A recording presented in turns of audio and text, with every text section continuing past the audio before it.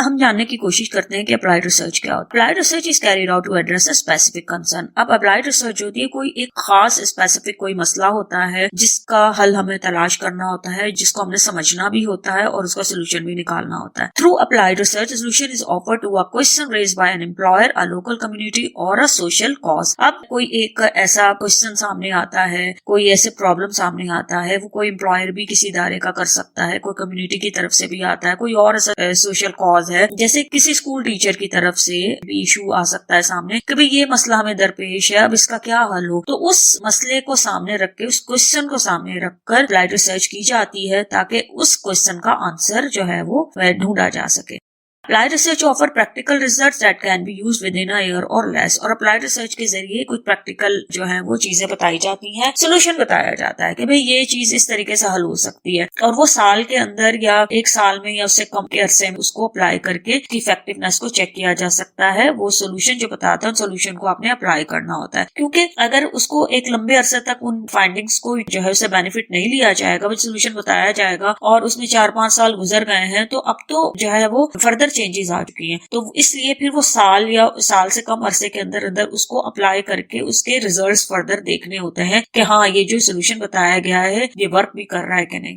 It is designed to offer the practical solution to a concrete problem or address the immediate and specific needs of clinician and practitioners. अब ये जो applied research है ये solution बताती है किसी चीज का, कोई concrete problem है, पता होता है कि ये मसला है, इसमें कोई ambiguous चीजों पर काम नहीं होता, ये अब बिल्कुल पता होता है कि ये एक मसला दरपेश है और हमने इसका फौरी हल तलाश करना है। और फौरी हल किसको चाहिए होता है? क्लिनिशियंस भी हो सकते हैं, प्रैक्टिशनर्स हो सकते हैं, जैसे कोई बीमारी है उससे रिलेटेड जो है वो कोई स्पेसिफिक साइकोथेरेपी चाहिए, कोई स्पेसिफिक टेक्निक जो है वो साइकोलॉजिकल इंटरवेंशन हमने बतानी है। इसी तरह दूसरे प्रैक्टिशनर्स होते हैं तो उनको सोल्यूशन बताना होता है। प्रैक्टिकल जो सोल्यूशन जो है वो हमें अप्लाइड रिसर्च के जरिए मिलता है। It finding shape many decision, और ज़ाहिर जब इसकी फाइंडिंग्स आती हैं तो डिसीजन मेकिंग होती है, क्योंकि आज से 5 साल पहले अप्लाइड रिसर्च के जरिए एक सोल्यूशन फाइंड आउट किया गया था, लेकिन अब 5 सालों में जो चेंजेस आई है, न्यू इशू सामने आ गया है, अब उस मसले का हमने हल तलाश करना है। और जब अप्लाइड रिसर्च के जरिए पता चलता है कि ये इस सोल्यूशन जो है वो वर्क करेगा और इसको हम मजीद जो है वो आगे इसको लेकर चल सकते हैं, ये जो स्ट्रैटेजी हमने जनरेट की है और ये जो हमने बताया है कि ये साइकोलॉजिकल इंटरवेंशन हमने बताई है, इस इंटरवेंशन के जरिए प्रॉब्लम सॉल्व हो सकते हैं। तो इसकी बेसिस पर डिफरेंट प्रैक्टिशनर्स जो हैं वो क्लिनिशियन जो हैं वो डिसीजंस लेते हैं।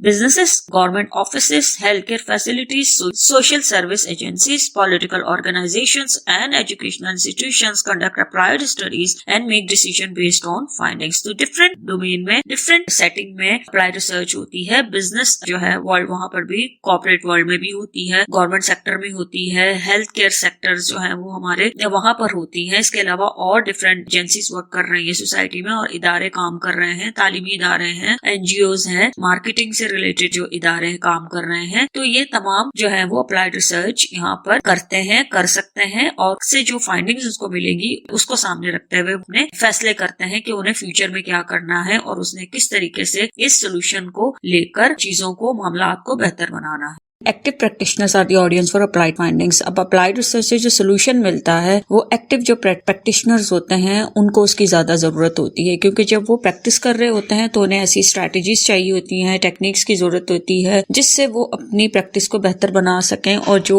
क्लाइंट हैं उनको बेनिफिट दे सकें, जो लोग उन्हें कंसल्ट करते हैं या जिनको उन्होंने फैसिलिटेट करना होता है, चाहे वो ट्रीटमेंट हो या कोई और चीज हो, तो वो बेहतर बनाने के लिए जो है उन्हें जो है वो न्यू स्ट्रैटेजी इंटरवेंशंस या उन्हें किसी नए प्रोग्राम की जरूरत होती है या उन्हें उस प्रॉब्लम का सोल्यूशन चाहिए होता है जो वो फेस कर रहे होते हैं। अब उनमें कौन हो सकते हैं? एक्टिव प्रैक्टिशनर्स में एक तो टीचर्स आ जाते हैं। टीचर्स जो होते हैं वो अप्लाइड रिसर्च के जरिए उन्हें हेल्प इस चीज में मिलती है कि वो ऐसी टेक्निक्स, ऐसी स्ट्रैटेजीज को क्लास में यूज कर सकते हैं जिससे अपने वो क्लासरूम एनवायरनमेंट को बेहतर बनाते हैं। स्टूडेंट की परफॉर्मेंस को बेहतर बनाया जा सकता है, उनकी साइकोलॉजी को समझा जा सकता है और इसी तरह वो अपनी परफॉर्मेंस को भी बेहतर बना सकते हैं। डॉक्टर्स को भी अप्लाइड रिसर्च जो है वो बहुत बेनिफिट देती है, क्योंकि उन्हें इसके जरिए जो है वो पेशेंट के प्रॉब्लम को सॉल्व करने में, उसके ट्रीटमेंट करने में हेल्प मिलती है। कोई ऐसी मेडिसिन, कोई ऐसा प्रोसीजर जिसके जरिए वो अपने पेशेंट्स को हैंडल करते हैं या उनकी रिकवरी में, उनकी ट्रीटमेंट में उन्हें जो है वो बेनिफिट होता है, तो वो अप्लाइड रिसर्च के जरिए उन्हें उन प्रॉब्लम का सोल्यूशन मिलता है, उन क्वेश्चन का आंसर मिलता है। नर्सेज हैं तो चूंकि उनका भी ताल्लुक जो है वो पेशेंट के साथ होता है, तो वो उन्हें भी अप्लाइड रिसर्च की जरूरत होती है और अप्लाइड फाइंडिंग्स के जरिए उन्हें पता चलता है कि पेशेंट्स को कैसे हैंडल करना है और के लिए भी कौन सा ट्रीटमेंट जो है वो सुटेबल होता है। सेल्स रिप्रेजेंटेटिव्स हैं तो वो भी अप्लाइड फाइंडिंग्स के जरिए लोगों की साइकोलॉजी को समझते हैं, उनकी नीड्स की उन्हें समझ आती है और उन्हें ऐसी स्ट्रैटेजीज जो होती हैं उनकी हेल्प से वो अपनी प्रोडक्टिविटी को, सेल को जो है वो बेहतर बना सकते हैं। फिर काउंसलर्स हैं, डिफरेंट काउंसलर्स होते हैं, एकेडमिक काउंसलर्स हैं, फैमिली काउंसलर्स होते हैं, कपल काउंसलर्स होते हैं, कैरियर काउंसलर होते हैं। तो वो अपने क्लाइंट को जो है वो किस तरह उन्होंने डील करना है, हैंडल करना है, कौन सी स्ट्रैटेजी यूज करनी है, कौन सा प्रोग्राम जो है वो उनके लिए बेनिफिशियल हो सकता है, तो वो भी अप्लाइड फाइंडिंग से जो है वो फायदा उठा सकते हैं। फिर जजेस हैं, उन्होंने किस तरह जो है वो स्ट्रैटेजीज यूज करनी है, कौन से टेक्निक्स जो है वो उन्हें हेल्प कर सकती हैं जिससे उनकी डिसीजन मेकिंग जो है वो ज्यादा स्ट्रांग हो या वो केसेस को ज्यादा अच्छे तरीके से समझ सकते हैं और उस हवाले से वो फैसला सुना सकते हैं। पॉलिसीज के हवाले से भी रिसर्चेज होती हैं, डिफरेंट स्ट्रैटेजीज, डिफरेंट टेक्निक्स के हवाले से रिसर्चेज होती रहती हैं, तो वो भी अप्लाइड फाइंडिंग से फायदा उठाते हैं। फिर सिटी मैनेजर्स हैं, क्योंकि इन्होंने भी एक जो है लोगों को डील करना होता है, लोगों को फैसिलिटेट करना होता है, किस तरीके से मैनेज करना है, ह्यूमन रिसोर्स के हवाले से इन्हें जो है वो जरूरत होती है रिसर्च फाइंडिंग्स की। और इसी तरह डिफरेंट ऑर्गेनाइजेशंस में डिपार्टमेंट लेवल पर भी मैनेजर्स होते हैं जो एम्प्लॉयज की परफॉर्मेंस के हवाले से उन्हें काम करना होता है, उनको मैनेज करना होता है कि स्टाफ कौन से काम लेना होता है, ऑर्गेनाइजेशन की प्रोडक्टिविटी को बढ़ाना होता है, इसके अलावा एम्प्लॉय परफॉर्मेंस को इम्प्रूव करना होता है, और तो उन्हें भी जो है अप्लाइड फाइंडिंग से बेनिफिट है। फिर साइकोलॉजिस्ट हैं, तो साइकोलॉजिस्ट जो हैं वो भी क्लिनिकल सेटिंग में या किसी और सेटिंग में जब वो काम कर रहे होते हैं तो उनके पास जो क्लाइंट्स हैं तो उनको उन्होंने कैसे हैंडल करना है, रेपो बिल्डिंग भी आ जाती है, उस हवाले से भी कुछ टेक्निक्स जरूरी होती हैं। और लेटेस्ट जो है वो साइकोलॉजिकल इंटरवेंशंस ऐसी कौन सी हो सकती हैं जो कि स्पेसिफिक प्रॉब्लम को सॉल्व करने में हेल्प करें। तो ये वो सारे प्रैक्टिशनर्स हैं जिनके लिए अप्लाइड रिसर्च जो है बहुत अहमियत की हामिल होती है, क्योंकि अप्लाइड रिसर्च से इन्हें प्रॉब्लम्स के सोल्यूशन मिलते हैं और ये इससे अपनी प्रैक्टिस को ज्यादा बेहतर बनाते हैं। Types of applied research. अब हम यहाँ पर अप्लाइड रिसर्च देखते हैं कि वो किस तरह से की जा सकती है। उसकी 3 टाइप्स यहाँ पर मेंशन की गई हैं। एक है evaluation research, in which one tries to determine how well a programme और policy is working and reaching its goal and objective. अब इवैल्यूएशन रिसर्च में ये होता है कि एक प्रोग्राम है उसको चेक किया जाता है, उसको इवैल्यूएट किया जाता है कि एक कल्चर में या एक सोसाइटी में एक प्रोग्राम इंट्रोड्यूस कराया गया था, वहां पर वो वर्क कर रहा है, तो क्या दूसरे कल्चर सोसाइटी में भी वो प्रोग्राम जो है वो इफेक्टिव है कि नहीं, या एक ही कल्चर के अंदर या एक ही उसमें उस प्रोग्राम की फर्दर इवैल्यूएशन की जा सकती है कि क्या ये मजीद वर्क कर रहा है, को कितना इफेक्टिव है कि नहीं, क्योंकि वो ऑलरेडी प्रोग्राम डेवलप है लेकिन आपने उसकी इफेक्टिवनेस चेक करनी है, तो वो इवैल्यूएशन रिसर्च के जरिए की जा सकती है। फिर है action research, in which the primary goal is to facilitate social change और bring about a value oriented political and social goal.